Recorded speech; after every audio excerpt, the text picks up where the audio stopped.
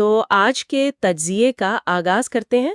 ہمارے پاس جو مواد ہے وہ حضرت ابوبکر صدیق رضی اللہ کی زندگی کے بارے میں ہے، لیکن ایک خاص سوال پر جی کہ تاریخ کی جو عظیم شخصیات ہیں کیا وہ پیدائشی طور پر عظیم ہوتی ہیں یا انہیں ماحول بناتا ہے؟ یہ بہت گہرا سوال ہے۔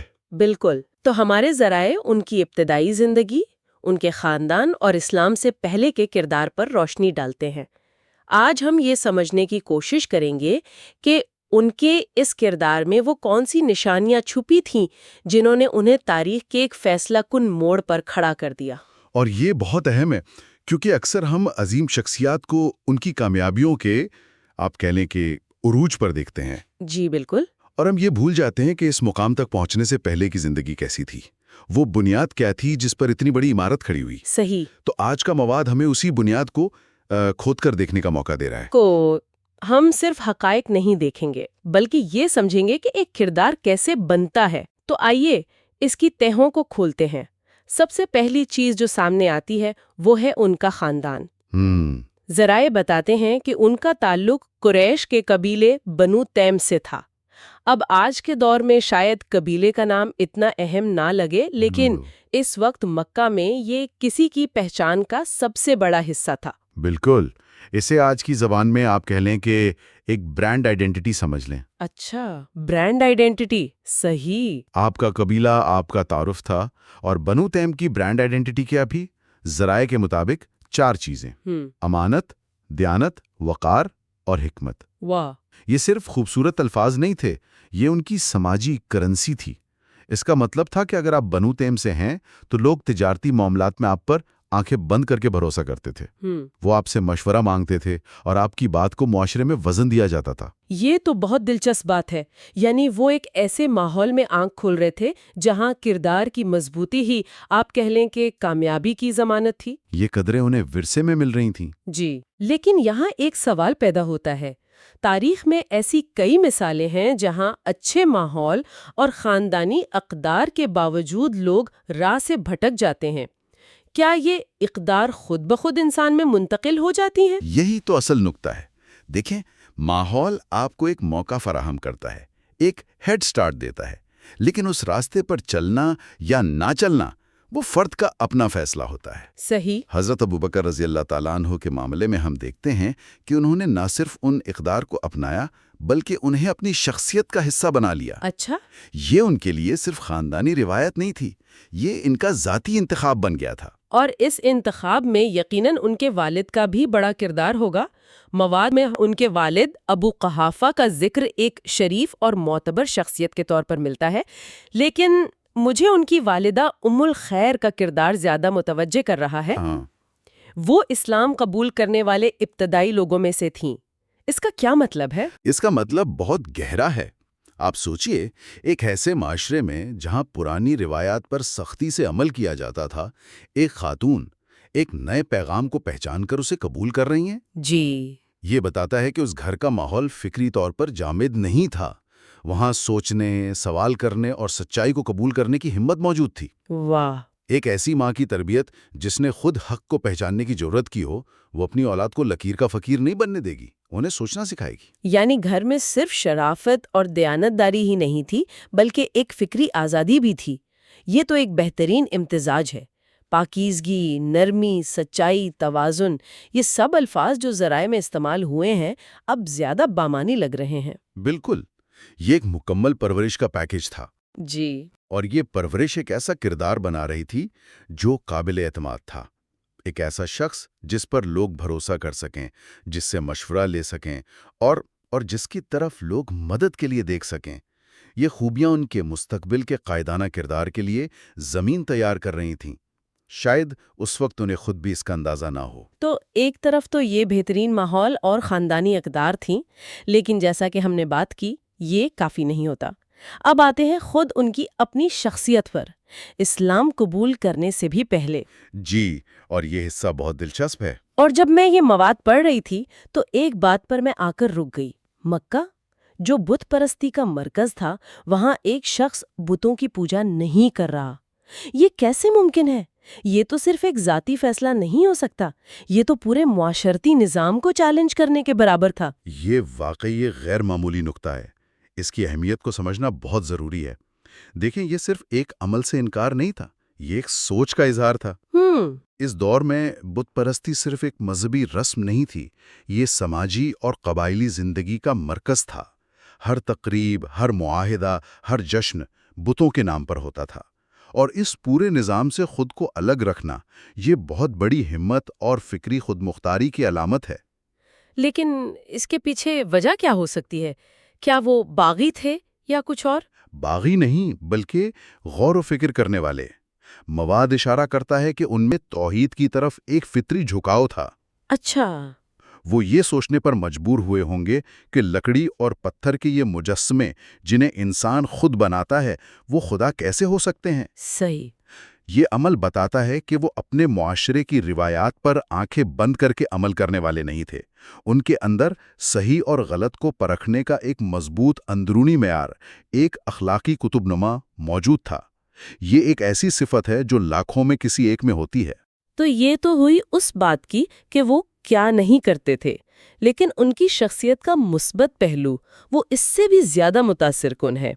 ذرائع بتاتے ہیں کہ وہ لوگوں میں بے حد مقبول تھے، لوگ ان سے محبت کرتے تھے، ان کی عزت کرتے تھے۔ کیوں؟ اور یہ مقبولیت کسی عہدے یا طاقت کی وجہ سے نہیں تھی، یہ خالصتاً ان کے کردار کی وجہ سے تھی۔ بالکل۔ وہ سچے تھے، وعدہ پورا کرتے تھے، نرم مزاج تھے، رحم دل تھے، اور ہر کسی کی مدد کے لیے تیار رہتے تھے۔ یہ صرف اچھی عادتیں نہیں ہیں، یہ سماجی تعلقات بنانے کی بنیاد ہے۔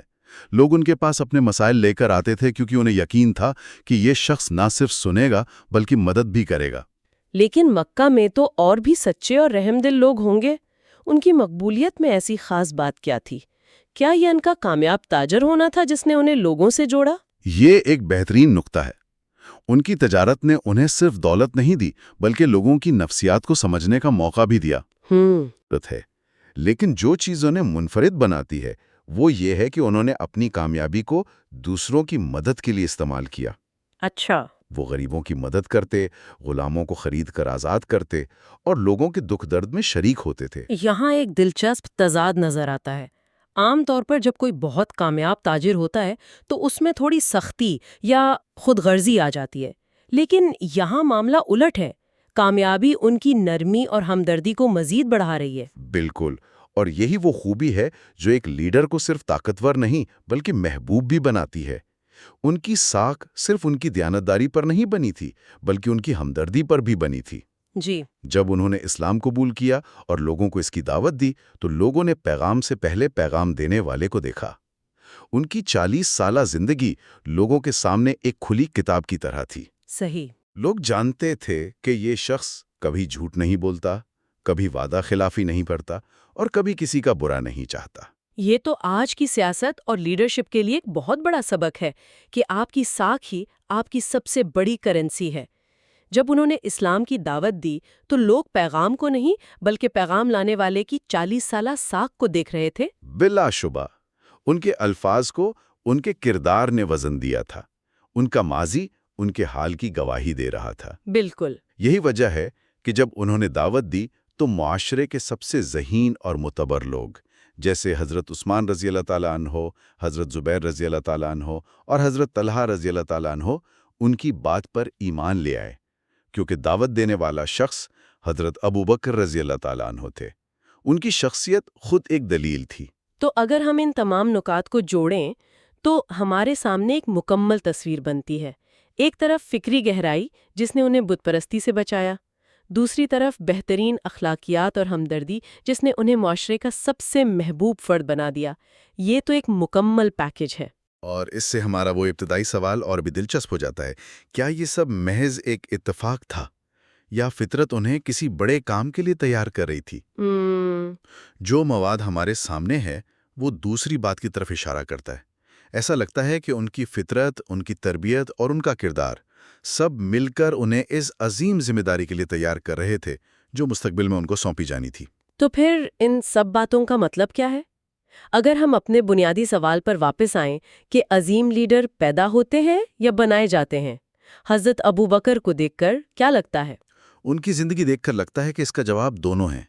ایک اچھی فطرت اور صلاحیت پیدائشی ہو سکتی ہے، یعنی بورن، لیکن اس فطرت کو ایک بہترین کردار میں ڈھالنا، اسے دہائیوں تک اصولوں پر قائم رکھنا اور اسے معاشرے کی بھلائی کے لیے استعمال کرنا، یہ میٹ کا حصہ ہے۔ صحیح۔ انہیں ایک بہترین ماحول ملا، لیکن انہوں نے اس ماحول سے بہترین نتائج حاصل کرنے کے لیے خود محنت کی۔ یعنی اسلام ان کے لیے کوئی بالکل نئی یا اجنبی چیز نہیں تھی، بلکہ ان کی اپنی فطرت کی تکمیل تھی۔ ان کا پہلے سے موجود کردار سچائی کی تلاش میں تھا، اور اسلام نے انہیں وہ سچائی فراہم کر دی۔ بالکل درست۔ اسلام نے ان کی پہلے سے موجود خوبیوں، سچائی، امانت، ہمدردی کو ایک نیا اور عظیم مقصد دے دیا۔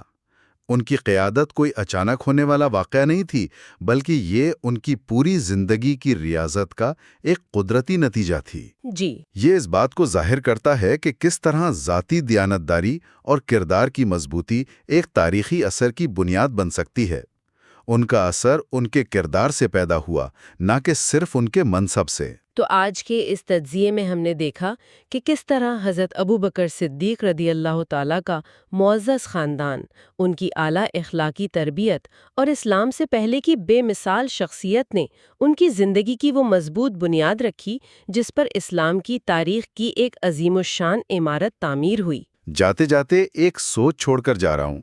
یہ ذرائع ہمیں بتاتے ہیں کہ وہ کیا تھے، ایک سچے، امانت دار اور ہمدرد انسان۔ لیکن یہ ہمیں یہ سوچنے پر مجبور کرتے ہیں کہ کوئی فرد اپنے معاشرے کے طاقتور دھاروں اور روایات کے خلاف اپنا اندرونی اخلاقی قطب نما اتنا مضبوط کیسے رکھ سکتا ہے؟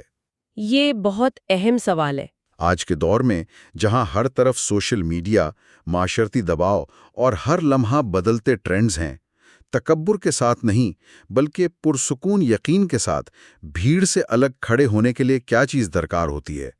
یہ ایک ایسا سوال ہے جس پر ہم سب کو غور کرنے کی ضرورت ہے۔ خدائی، یہ بہت دلچسپ ترکیب ہے۔ جی، یہ جاننے کے لیے کہ اسلام سے بہت پہلے وہ کون سا خام مال تھا جس نے انہیں ابو بکر بنایا۔ اور یہ نقطہ بہت اہم ہے کیونکہ عظمت وہ اچانک نہیں آتی، اس کی جڑیں بہت گہری ہوتی ہیں۔ بالکل۔ ہمارے پاس جو مواد ہے وہ ہمیں اسی سفر پر لے جاتا ہے۔ یہ صرف ایک تاریخی قصہ نہیں ہے، بلکہ یہ سمجھنے کی کوشش ہے کہ کردار بنتا کیسے ہے۔ تو آئیے اس کھدائی کا آغاز کرتے ہیں۔ اسلام سے پہلے کا مکہ یہ ایک بڑا پیچیدہ معاشرہ تھا۔ جی، بہت۔ قبیلے تھے، طاقت تھی، تجارت تھی۔ اس پورے منظر نامے میں ابو بکر بن ابی قحافہ کہاں کھڑے تھے؟ مطلب کیا وہ کوئی سردار تھے؟ یہی تو حیران کن بات ہے۔ وہ روایتی معنوں میں کوئی حکمران یا سردار نہیں تھے۔ اچھا۔ ان کا اثر و رسوخ کسی عہدے کی وجہ سے نہیں تھا، بلکہ ایک ایسی چیز کی وجہ سے تھا جو شاید طاقت سے بھی زیادہ قیمتی ہوتی ہے۔ اور وہ کیا تھی؟ لوگوں کا اعتماد، غیر متزلزل اعتماد۔ اعتماد۔ ذرائع بتاتے ہیں کہ اگر مکہ میں کوئی پیچیدہ معاملہ ہوتا، کوئی امانت رکھوانی ہوتی، تو ایک ہی نام سب کے ذہن میں آتا تھا، ابو بکر۔ جی، اور یہ صرف ایماندار ہونے سے کہیں زیادہ تھا۔ مواد میں ایک جملہ ہے جو مجھے ہلا کر رکھ دیتا ہے۔ انہوں نے کبھی جھوٹ نہیں بولا، کبھی نہیں۔ آج کے دور میں تو یہ ناقابل یقین لگتا ہے۔ ایک تجارتی معاشرے میں تو یہ ایک انقلابی دعویٰ ہے۔ بالکل، یہ صرف ایک خوبی نہیں تھی، یہ ان کی پہچان تھی، ان کا برانڈ تھا، ایک سپر پاور کی طرح۔ صحیح کہا آپ نے۔ اس کا مطلب تھا کہ ان کے منہ سے نکلا لفظ ہی گارنٹی ہے، تجارت میں اس سے بڑی کوئی کرنسی نہیں ہو سکتی۔ لیکن ان کا اثر صرف بازار تک تو نہیں تھا؟ نہیں، بالکل نہیں۔ وہ ایک چلتی پھرتی تاریخ کی کتاب تھے۔ اچھا، کس حوالے سے؟ عرب قبائل کے نسب، ان کی تاریخ، ان کی آپس کی دوستیاں، دشمنیاں، سب کچھ انہیں ازبر تھا۔ یہ تو ایک مشغلے جیسا لگتا ہے، لیکن شاید اس دور میں اس کی اہمیت کچھ اور تھی۔ یقیناً، یہ صرف مشغلہ نہیں تھا، یہ سیاسی اور سماجی ذہانت کی آپ کہہ لیں کہ بلند ترین شکل تھی۔ مطلب؟ کسی کا نسب جاننے کا مطلب تھا کہ آپ اس کے اتحادیوں کو جانتے ہیں، اس کے دشمنوں کو جانتے ہیں۔ یہ گویا پورے عرب کے سماجی نقشے کی چابی ان کے ہاتھ میں تھی۔ اچھا، تو اس علم کی وجہ سے وہ ایک اچھے مشیر بھی ہوں گے۔ بہترین۔ لوگ اپنے جھگڑے لے کر ان کے پاس آتے تھے کیونکہ وہ جانتے تھے کہ ابو بکر صرف سچ نہیں بولیں گے بلکہ دونوں طرف کی تاریخ کو سمجھتے ہوئے ایک قابل عمل حل بھی دیں گے۔ تو ان کے پاس سچائی کی ساکھ تھی اور معاشرے کی نبض پر ہاتھ تھا۔ لیکن گھر کا خرچ تو ساگ سے نہیں چلتا۔ وہ کرتے کیا تھے؟ وہ ایک بہت کامیاب تاجر تھے، اور یہیں وہ پرانا سوال پھر سے آ جاتا ہے، کیا آپ ایک ہی وقت میں مکمل باصول اور بہت زیادہ کامیاب ہو سکتے ہیں، خاص طور پہ تجارت میں؟ اور ان کی زندگی اسی سوال کا جواب ہے۔ ان کی کہانی یہ بتاتی ہے کہ اصول پسندگی کوئی رکاوٹ نہیں، بلکہ کامیابی کا ذریعہ بن سکتی ہے۔ بالکل، ان کی ایمانداری ان پر بوجھ نہیں تھی، وہ ان کا سب سے قیمتی اثاثہ تھی۔ لوگ ان کے ساتھ کاروبار کرنا چاہتے تھے کیونکہ انہیں تسلی تھی کہ یہاں دھوکہ نہیں ہو سکتا۔ یعنی ان کے کردار نے براہ راست ان کی معاشی کامیابی میں مدد کی۔ جی، لیکن کسی بھی شخص کے کردار کا اصل امتحان تو تب ہوتا ہے جب اس کے ہاتھ میں دولت آتی ہے۔ انہوں نے اس دولت کا کیا کیا؟ اور یہاں آ کر ان کی شخصیت کا ایک اور حیران انگیز پہلو سامنے آتا ہے۔ وہ کیا؟ ایسا لگتا ہے کہ دولت ان کے پاس ٹھہرتی ہی نہیں تھی، مطلب؟ وہ ان کے ہاتھ سے گزر کر معاشرے میں تقسیم ہو جاتی تھی۔ سب سے مشہور مثال غلاموں کو خرید کر آزاد کروانے کی ہے۔ جی، یہ تو بہت سنا ہے۔ ایک لمحے کے لیے اس پر سوچیں، اس معاشرے میں جہاں انسانوں کی خرید و فروخت عام تھی، یہ صرف ایک نیکی کا کام نہیں تھا، یہ ایک بہت بڑا سماجی قدم تھا۔ بالکل، یہ اس پورے نظام کے خلاف ایک خاموش بغاوت تھی۔ یہ کہنا کہ انسان کسی کی ملکیت نہیں ہو سکتے، اور اس کے لیے وہ اپنی جیب سے بھاری قیمت ادا کر رہے تھے۔ یہ اسلام سے بہت پہلے ان کے اندر ایک گہری سماجی ذمہ داری کو ظاہر کرتا ہے۔ یہی وہ رحم دلی اور انسانی ہمدردی کا جذبہ تھا جو بعد میں ان کی قیادت کا، آپ کہہ لیں کہ بنیادی ستون بنا۔ جیسے جیسے ہم آگے بڑھ رہے ہیں، ایک واضح تصویر بن رہی ہے۔ یہ کوئی ایک خوبی نہیں تھی، بلکہ کئی صفات کا ایک امتزاج تھا۔ جی، ان میں سے ایک جس کا ذکر مواد میں ہے، وہ ہے نرمی کے ساتھ جرت۔ یہ سننے میں تھوڑا متضاد لگتا ہے نا، کوئی ایک ہی وقت میں نرم بھی ہو اور جری بھی، یہ کیسے ممکن ہے؟ جی، یہی میرا سوال ہے۔ یہ ایک بہت ہی نایاب اور طاقتور امتزاج ہے۔ نرمی ان کے رویے میں تھی، وہ دھیمے مزاج کے انسان تھے۔ اور جرت؟ جرت ان کے اصولوں میں تھی۔ جب بات کسی اصول کی آتی تو وہ چٹان کی طرح مضبوط کھڑے ہو جاتے۔ اچھا۔ ان کی طاقت ایک گہرے دریا کی طرح تھی، شور مچانے والے سیلاب کی طرح نہیں۔ وہ اپنی بات منوانے کے لیے آواز اونچی نہیں کرتے تھے، ان کے کردار کا وزن ہی کافی ہوتا تھا۔ میں سمجھ گیا، اور شاید اسی سے وہ تیسری صفت بھی جڑی ہے، حکمت اور بہترین فیصلہ سازی۔ بالکل، ان کی حکمت دو چیزوں کا امتزاج تھی۔ ایک طرف لوگوں کا گہرا علم، جو ہم نے نسبدانی کی صورت میں دیکھا۔ صحیح، اور دوسری طرف ان کی غیر جانبدارانہ انصاف پسندی۔ وہ صرف جھگڑا ختم نہیں کرواتے تھے، بلکہ کوشش کرتے تھے کہ دلوں کی خلیج بھی ختم ہو جائے۔ اور اس سب کے مرکز میں وہ چوتھی اور آخری کڑی ہے، جسے آج کل ہم ایموشنل انٹیلیجنس کہتے ہیں۔ جی، جذباتی ذہانت۔ ذرائع کہتے ہیں کہ وہ دلوں کو جیتنے والے انسان تھے۔ یہ تو کسی کتاب سے نہیں سیکھا جا سکتا۔ نہیں، بالکل نہیں، اس کا تعلق ہمدردی سے ہے۔ یہ صلاحیت کہ آپ سمجھ سکیں کہ سامنے والا کیا محسوس کر رہا ہے، اور اس کے جذبات کا احترام کریں۔ جی، شاید یہی وہ بنیاد ہے جس پر باقی تمام خوبیاں قائم تھیں۔ ان کی سچائی کبھی کڑوی نہیں ہوتی تھی کیونکہ وہ ہمدردی کے ساتھ پیش کی جاتی تھی۔ تو جب ہم ان چاروں ستونوں کو ایک ساتھ رکھتے ہیں، مکمل سچائی، نرمی کے ساتھ جرت، گہری حکمت اور غیر معمولی جذباتی ذہانت، تو ایک مکمل تصویر بنتی ہے، ایک مکمل لیڈرشپ پروفائل۔ اور سب سے حیران کن بات یہ ہے کہ یہ سب کچھ اس بڑے موڑ سے بہت پہلے موجود تھا جس کے لیے دنیا انہیں جانتی ہے۔ بالکل، یہی نکتہ ہے۔ قیادت کوئی عہدہ نہیں تھا جو انہیں دیا گیا، بلکہ یہ ان کے کردار کا ایک قدرتی نتیجہ تھا۔ یہ ہمارے دور کی سوچ کو ایک چیلنج ہے۔ ہم ہنر اور صلاحیتوں پر بہت زور دیتے ہیں۔ جی، ہم پوچھتے ہیں کہ آپ کیا کر سکتے ہیں۔ ان کی زندگی یہ بتاتی ہے کہ شاید زیادہ اہم سوال یہ ہے کہ آپ ہیں کون؟ یہ بہت گہری بات ہے کہ آپ کا کردار ہی ایک طرح سے آپ کی تقدیر ہے۔ صحیح۔ جوانی کی عادتیں، سچائی پر قائم رہنا، ہمدردی کرنا، یہ صرف اچھی باتیں نہیں ہیں۔ یہ آنے والے بڑے چیلنجز کے لیے ایک ضروری تربیت ہے۔ اور ان سب کو جوڑنے والا دھاگا عاجزی اور انکساری ہے۔ ان کے پاس سب کچھ تھا، دولت، علم، عزت، لیکن تکبر بالکل نہیں تھا۔ یہی عاجزی انہیں لوگوں کے قریب لاتی تھی۔ بالکل، یہ وہ زرخیز زمین ہے جس میں باقی تمام خوبیاں پھلتی پھولتی ہیں۔ تو ہماری اس کردار کی کھدائی سے یہ بات سامنے آئی کہ عظمت کوئی ایک دن کا واقعہ نہیں ہوتی، یہ ایک سست اور مسلسل تعمیر کا عمل ہے۔ اینٹ پر اینٹ۔ جی، اینٹ پر اینٹ، ایک ایک انتخاب جو اس وقت کیا جا رہا ہوتا ہے جب دنیا کی نظریں آپ پر نہیں ہوتی۔ یقیناً، اور یہ ہمیں مواد میں درج ایک بہت ہی گہری سوچ پر چھوڑ جاتی ہے۔ وہ کیا ہے؟ جس کا اندر روشن ہو، اس کی قیادت دنیا کو روشن کر دیتی ہے۔ واہ! یہ قیادت کے بارے میں ہمارے پورے تصور کو بدل دیتی ہے۔ قیادت صرف مہارتوں یا فیصلوں کا نام نہیں ہے، قیادت دراصل ایک اندرونی روشنی کا نام ہے۔ اور یہ ہمیں یہ سوال پوچھنے پر مجبور کرتا ہے، کیا ہم اپنی زندگیوں میں یا اپنے رہنماؤں کے انتخاب میں ان کی ظاہری کامیابیوں پر توجہ دے رہے ہیں یا ان کی اس اندرونی روشنی اور کردار کی مضبوطی پر؟ اور یہی وہ اندرونی روشنی اور کردار کی پختگی تھی جس نے حضرت ابوبکر رضی اللہ کو اس قابل بنایا کہ وہ تاریخ کے سب سے بڑے چیلنج کا سامنا کر سکیں۔ ایک ایسا لمحہ جس نے ان کی ان تمام خوبیوں کو آزمایا۔ جی، اور انہیں صدیق یعنی سچائی کی تصدیق کرنے والے کا وہ عظیم لقب عطا کیا جس سے آج دنیا انہیں جانتی ہے۔ اور یہی وہ فیصلہ کن موڑ ہیں جس کا جائزہ ہم اگلی بار لیں گے جب ان کے کردار کی منزل آ پہنچی۔